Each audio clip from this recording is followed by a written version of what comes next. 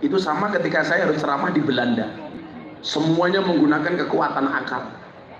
Sekarang di Belanda Pak Bupati lagi tren orang menjual gereja. Alasannya apa? Karena mereka tidak percaya dengan agama. Kalau orang tidak percaya dengan Tuhan itu namanya ateis. Orang percaya dengan Tuhan tapi nggak percaya dengan agama namanya agnostik. Dan sekarang banyak orang tidak percaya dengan agama tapi percaya dengan Tuhan. Padahal mohon maaf, agama itu jaminan. Agama itu dari bahasa Sanskerta, itu tidak, agama berantakan. Artinya apa? Orang beragama hidupnya harus teratur, tidak boleh berantakan. Bupati punya agama, maka menjadi bupati bagus, tidak berantakan. Lurah punya agama, insya Allah jadi lurah bagus, tidak berantakan. Ciri lurah yang tidak berantakan, nggak ikut-ikutan demo ke Jakarta minta perpanjangan masa jabatan.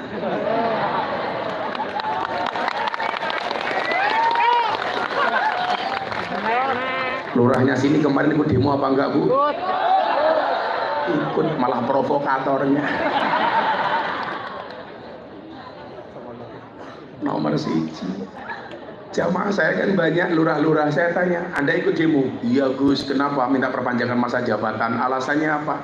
Gus, kalau pilihan lurah terlalu dekat, terlalu cepat, itu nanti muncul konflik. Banyak warga yang kelahi gara-gara beda pilihan. Pret. Kalau pengen warganya nggak konflik, aman, ayem, adem, tentrem, kamu nggak usah minta perpanjangan masa jabatan. Cukup pengajian undang Gus Miftah. Betul? Kan ayem.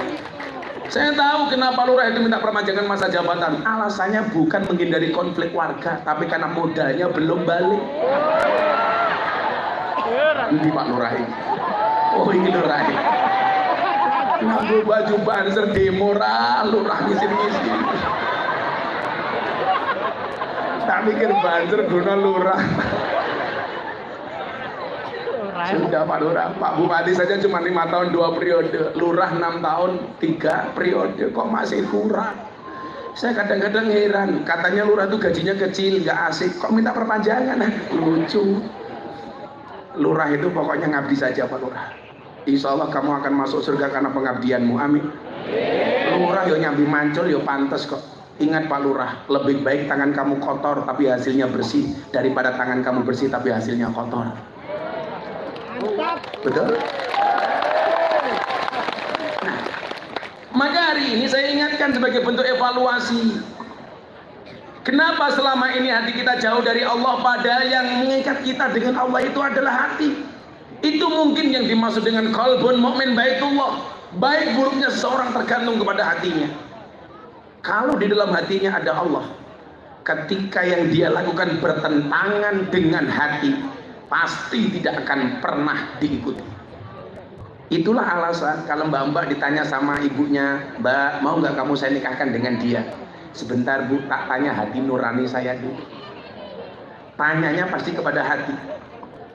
Kenapa? Karena hati ini nggak bisa dibohongi.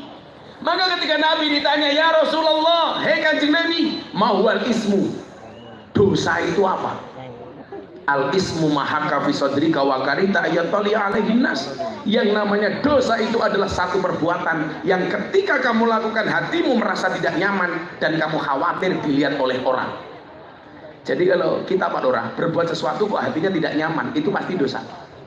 Pejabat korupsi, hatinya nyaman Bu? Enggak. Suami selingkuh, hatinya nyaman Bu? Enggak. Istri neko-neko, hatinya nyaman Bu? Enggak. Kalau orang berbuat dosa hatinya nyaman, jelas berarti dia sudah terbiasa dengan perbuatan dosa. Kalau coba-coba pasti hatinya tidak nyaman. Ayo Kang, ketua panitia, gue mlebu ning ngerum karaoke, hatimu nyaman apa ora? Ora. Wedi konangan bojoku. Oh, ora karaoke wedine ram. Kamu berarti termasuk pasukan istiqomah, ikatan suami takut istri ketika di rumah.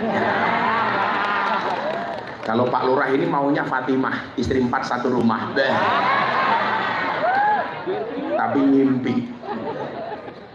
Nah, sebaliknya ketika Nabi ditanya, ya Rasul, mahwal bir.